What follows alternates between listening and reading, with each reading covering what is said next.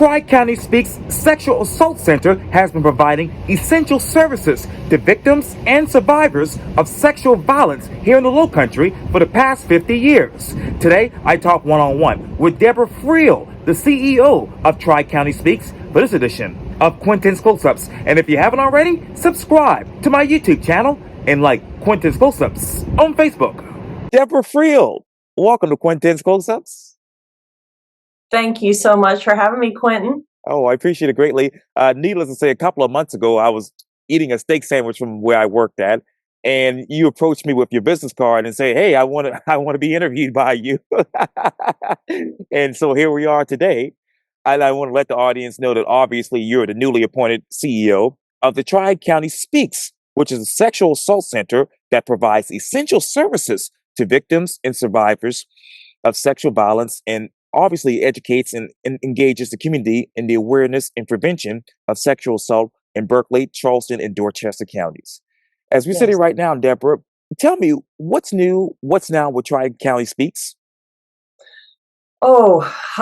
We have been providing these direct services and education related services to the Tri-County for 50 years. So that's been notable this year to celebrate that milestone, though it's a bittersweet milestone because it would be nice if we didn't have to exist, if we didn't have to be on an ongoing basis working with people who have had this violent crime happen to them.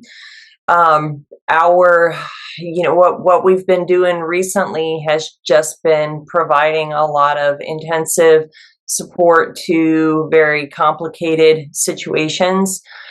Collaborating with law enforcement to support folks who are making police reports, also collaborating with law enforcement to see if there are ways that they can improve on their policing practices to better support providers, and finding new people to connect with in the community, segments of organizations and individuals who have an interest in moving the needle on this topic and improving community health outcomes. What are those complicated issues right now, Deborah? Just some examples. Yeah, you can imagine potentially if you have survived something that is terrible and traumatic, yet your life already was experiencing many basic needs challenges. So individuals who are unhoused or who don't have enough food to feed their children, or they don't have transportation, or maybe they were brought here against their will by a trafficker. So as we're working with folks, we holistically support survivors. So it's not just we are accompanying you to the emergency room for a sexual assault forensic exam. It's also who can we connect you with to get you emergency housing, or how do we get you toiletries or even clothing. So we often have high need clients that we'll work with on an ongoing basis in order to try to get them more stable and to a better place. And who are those high need clients right now that you are dealing with?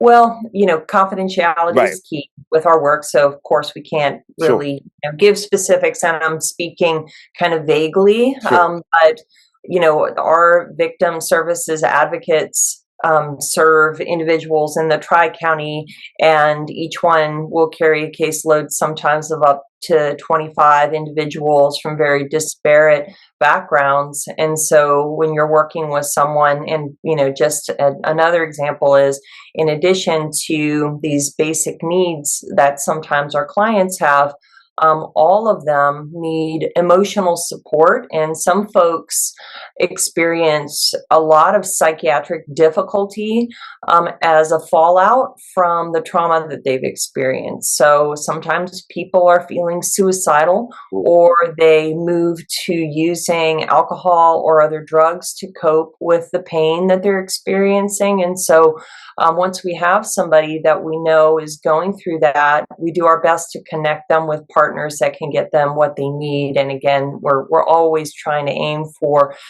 helping to have a person end up back where they're a survivor and they are on their way with their healing journey. Mm. I want to get back to that healing journey in just a second, Deborah. But you talk about those caseloads. So, how many caseloads did you oversee this past year? Well, that's just an average. That Mm. 25 or so is about average per advocate. We have one advocate per county, which really is not enough, Mm. particularly Charleston County being what it is. It's a very densely populated area. Berkeley is growing, and it's almost become something where we would really love to grow. We'd love to grow our organization and have more individuals in every facet of the Tri-County know what we do. But in a way, it's a little intimidating because the more people know about us, the more that people will come to us. Mm. And it's very difficult when you have a very high caseload to support everybody adequately. So that's been about our average. I will say that, we also staff a 24/7 crisis hotline, which is also the front line for access to advocates that will go to the emergency room for those sexual assault forensic exams. There are an average of about 17 of those adult forensic evidence collection exams that happen in a month, and we provide follow-up to all of those individuals at their request on the other side of those. So we're very busy. Yes. It's if you look back at this year and even last year, Deborah, I know you haven't been in office that long, but how many of those follow-ups did occur on your watch? Well, on the watch of this organization? So I'll say that in 2023, we provided about 2,500 individual services Mm. to clients. So it might be one client, but we've provided, I don't know, 10 different services for them in a particular interaction. Yeah. It could be a referral, it could be a support service, what have you, but that's a lot of people. So I don't have our numbers for 2024 in front of me, but I will say that one of the things that we saw kind of horrifyingly back in February was an 81% increase in individuals accessing the emergency room for those forensic exams over the previous year. And really, we can only anticipate greater numbers because of, again, the growth and people becoming more familiar with our organization. And really, that's kind of the challenge too. We're grateful that people are actually going to the emergency room in order to get that medical care that they need from a trained nurse examiner. But it's also it's just evidence of it's happening. It's just happening so frequently. Mm. And those individuals who have come in the ER, those numbers are just one fraction of the total number of sexual assaults that there are happening, because what we know is that, 3/4 of individuals who have been sexually assaulted don't report. They don't come in for care. So you can take that 17 per month and multiply it for, yes. So So, out of how many sexual assault incidents took place in the Tri County last year? So that's the hard part, is that the crime data Mm. that local law enforcement tracks isn't really accurate, because what somebody may be charged with isn't necessarily what the actual incident was, and then numbers for individuals who are going to the ER to have an exam doesn't reflect those overall numbers like I just described. So all we can do is extrapolate the data, and data extrapolation can lead us to conclude that it's probably about 330 sexual assaults. And I believe that that's just in the Tri-County, and that's inclusive of non-reported. So that's an estimate. And again, I even feel like that's potentially underreported. And for our purposes too, we're talking about just adults, because what we serve is 18 and up. What we also know from our partners that serve survivors of child sexual abuse is that those numbers are significantly higher.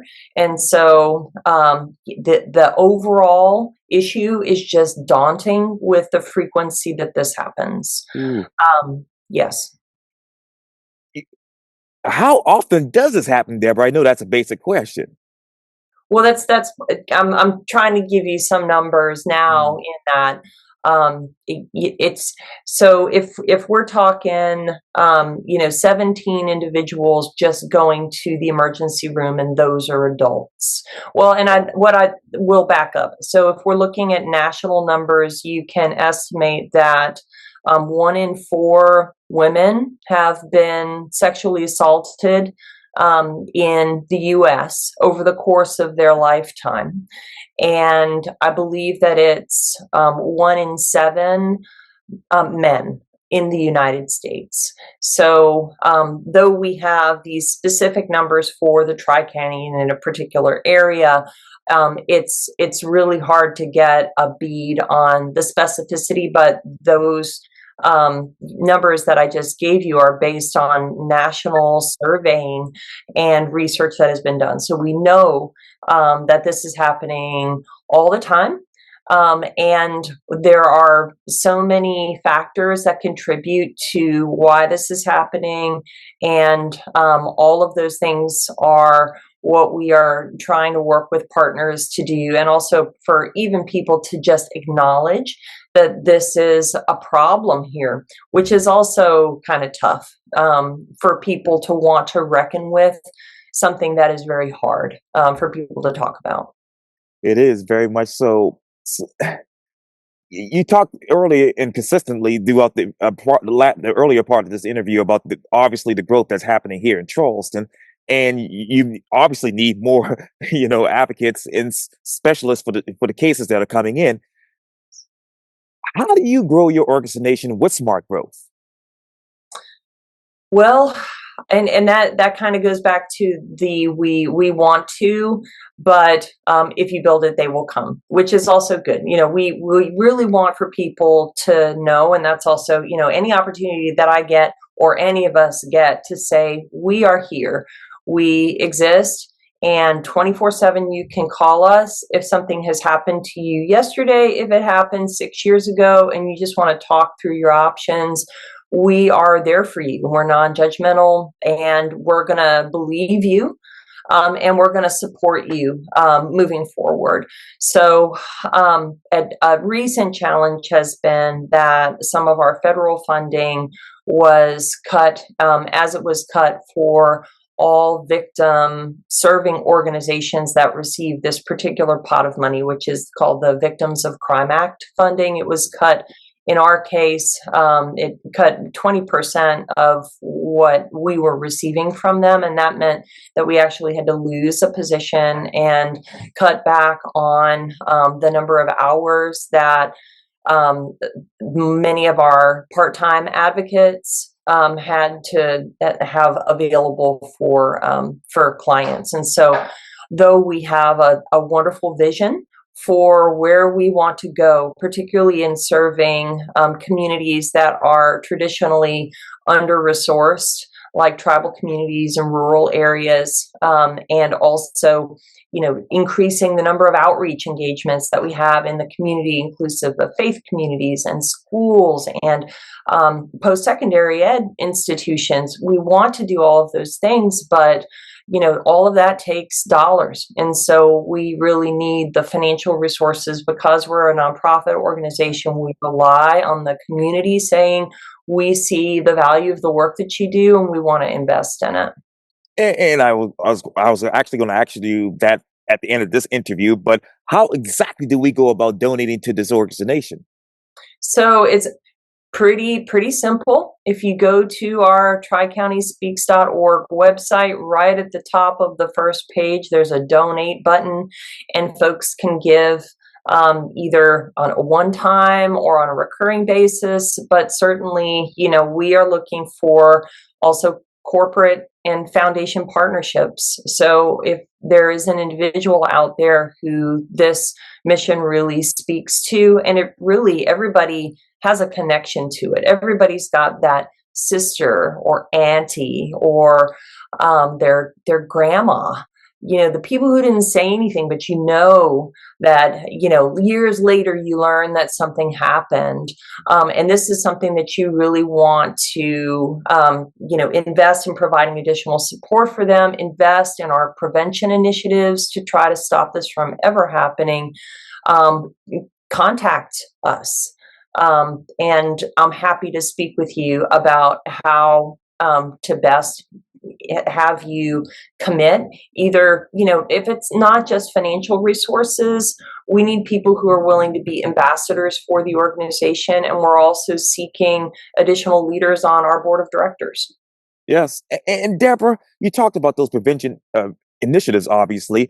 So let me ask you, trending wise, what are you and your team looking at right now when it comes to obviously issues with sexual violence? Say that one more time. Yes, ma'am.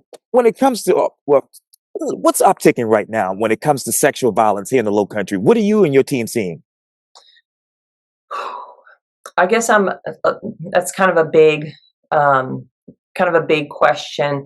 Do you mean, what are we seeing in terms of the themes of the types of assaults? Right, exactly right. Yeah, yes, yes, Oh, okay. So some of what we have seen over at least these past 11 months that I've been the executive director, what I hear from the advocates are some of the complexity that we're talking about. People who are unhoused, who this is happening to. And so we've had a lot of conversations with local organizations that support individuals who are experiencing homelessness and just being available for that. Human and sex trafficking is absolutely something that we have seen an increase in, and with those individuals come very complex needs, to include the need for even identification of support individuals out of state, if not out of country. And so we work with local trafficking organizations on both an individual and collective basis to address that. We see a lot of college students. Unfortunately, that's one of our largest populations that we serve, and the data supports that the majority of individuals sexual assaulted who are adults are between the age of 14 to I believe it's 24. So right in that 10-year window is when most sexual assaults occur. But not just the college students, but individuals who for whom it was a drug-assisted sexual assault. So somebody was out at a bar with someone who was probably an acquaintance, and that acquaintance put a drug in their drink. And so that's also something that we frequently see. We also have seen a lot of overlap between, where so people sometimes have this image of what a sexual assault looks like, and sometimes that's rooted in myth and things that they've seen in the media. And the majority of sexual assaults are perpetrated by someone who is known to the survivor, and therefore this often happens in the context of a domestic violence situation. So you have an intimate partner or a husband or your live-in boyfriend that you've been with for 6 years, and there's already that power and control dynamic that is happening on the part of the perpetrator, and sexual assault is just another means to that end. So we've seen a lot of that. So I could go on, but I think those are probably the big categories that we see the majority of theme wise. And I want to jump into some of that because, and this is might be a redundant question, but what exactly are the types of violent survivors reports that they're actually experiencing? One more time. Ask that one more time. Yes, ma'am. What exactly are the types of violent survivors reports and what they're actually experiencing? So, and I'm gonna try again to be so when talking about the I guess on the one hand, I would say, Quentin, you probably don't want to know the truth, Oh, and nor do the folks who are watching this, mhm. because what I would also explain is that when you get into kind of graphic Ooh, detail about specifics of violent acts, for those folks out there who are survivors, it can elicit a re-experiencing of the trauma that they went through. So I hesitate to sure, get sure, into abundant sure. detail. Um, but I will say that because this is something that we all have worked with for such a long time, and those forensic nurses are so experienced in helping to evaluate folks, I would say, please come forward, come to the emergency room, call Yes. us. We approach everything with a trauma informed lens. So we acknowledge that something terrible has happened to you, and we're going to keep what you share with us in trust, Right. um, and are very careful about that. So. Oh, yes, ma'am. And you mentioned earlier about obviously those, situations with substance abuse and how that correlates with sexual violence. Are there any substance use disorders that most likely will develop after domestic violence?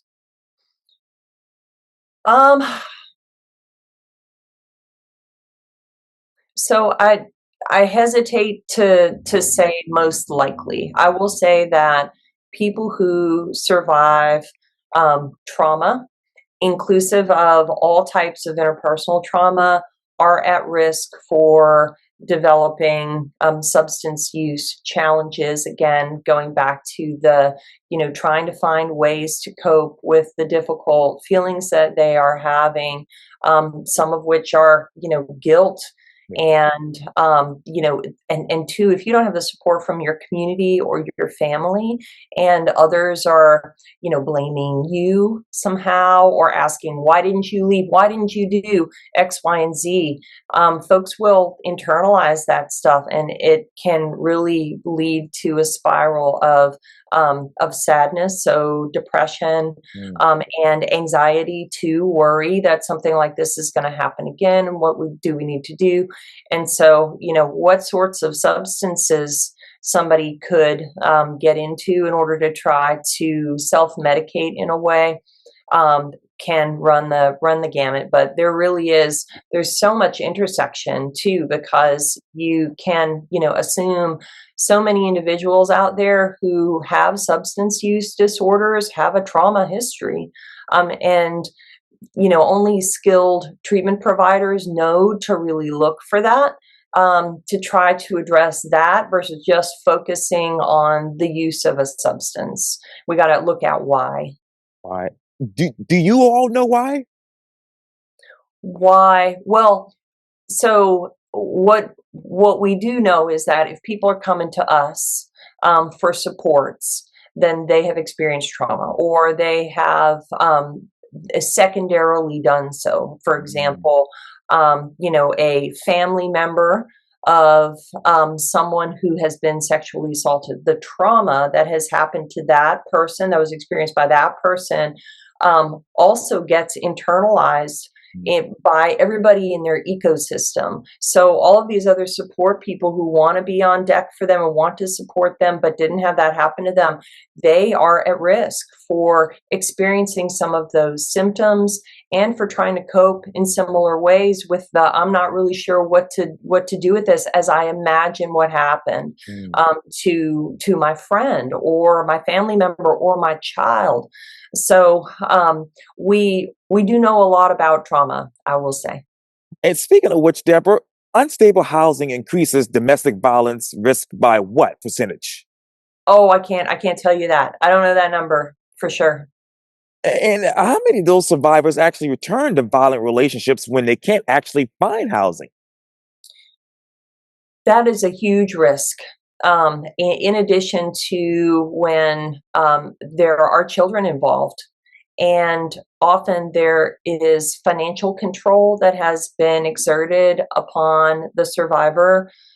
So when somebody feels as though they have no other options, they've got nowhere to go, they don't have any money, they don't have transportation, then they're often stuck in a position where they have to figure out what they're going to do within that relationship and is it even safe to leave. And so fortunately, we have a good relationship with My Sister's House, Yes. who is the local organization that serves folks experiencing domestic violence. And so, yeah, we just a situation yesterday with a client where this was her very situation. Children involved, had nothing, and was trying to, would like to have a way out, but was also terrified what would happen were she to try to leave. And honestly, when the person tries to leave, that's often the riskiest, because if you have a violent perpetrator, that's when homicide can potentially happen. And so it's really important to have there be a strong organization who knows safety planning, and knows what to recommend to the person who wants to leave in terms of getting all their paperwork in order, where to go, who to, how to do it as safely as possible. And this might be an off the beaten path question, Deborah, but does domestic violence occur in isolation? What do you mean by isolation? Yeah, when when that person who's experiencing domestic violence, they're alone by themselves. Do you see that occurring more often as far as domestic violence? Do you mean, I guess I'm not quite sure what you're asking. Do you mean um, that nobody else sees that it's going on, or Yes, you can talk about that. Go for it. Well, I guess a couple things. Number one, when you have had something traumatic happen to you like that, whether it's domestic violence or sexual assault, people totally experience feelings of isolation. Mm, Even though there might have been everybody around who knew that this thing occurred, whether it's the domestic violence or it's the rape that happened, people in your circle are aware that it happened. You're the only one who had that experience. You're the only one who is now struggling with all of these feelings or is having to deal with the physical fallout and the nightmares. So it can be very, very isolating for someone who has experienced that. But in terms of are these does it kind of happen outside of the public eye? Yes. And that is what perpetrators depend on. They depend on that secrecy that there is behind closed doors. Closed doors could even be, a car or the dorm room or in the home. It's the nobody else is seeing this. So it's going to be this person's word against mine if that's they choose to go to law enforcement or a friend or anyone to reach out for help. And so that is often the uphill battle too when victims come forward, is that it can become that very thing. And because law enforcement is so dependent on evidence, right. and sometimes there's not clear evidence. And so that also can be a burden for survivors because now it feels as though more people aren't believing that something happened to them when in fact it did. Ooh. You answered that very perfectly. That's the answer I was looking for. Okay. Yes, ma'am. And going back, obviously, to substance use, does substance use that is, limits self protection in your mind? Yes. Okay. Your guard is down. Mm. Um, you have impaired ability to think and make decisions. It can obviously impair your judgment. However, my perspective is that anybody should have the right to become intoxicated legally if they want to. You know, you and I should be able to go downtown and have too many drinks and still be free from being perpetrated upon. We should be able to walk down the street and not expect to be attacked in some way. And so, that which is why, people struggle with that too, is that, let's say that they were using substances or they were high at the time that they were assaulted. That can kind of lead into the guilt, because everybody tries to say, or many people will try to say that, oh, well, you shouldn't have been X, Y, and Z. You shouldn't have been wearing X. You shouldn't have been that drunk. You should have known better. All of which is ridiculous, because we are all supposed to be able to do whatever we want to do, and for people not to harm us. So, yes. Well, I thank you so much for your time, because this is a very sensitive topic, but it's something that we really need to address here in the Low Country and beyond. But Yes. Deborah Freel with Tri County Speaks, thank you so much for your time. And again, welcome to Quintin's Close Ups. Thank you so much for having me. I really appreciate this, and I appreciate all of what you have done to really get the word out on a variety of really important topics in the Low Country. So thank you so much. Thank you, God. To God be the glory.